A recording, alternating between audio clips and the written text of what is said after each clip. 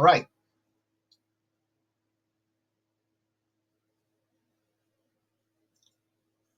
So this question is talking about that we have the speed of sound at 20 degrees Celsius, so temperature is close to 20 degrees Celsius, and the speed is 343 meter per second, and the lowest frequency sound wave that human ear can detect is usually 20 hertz.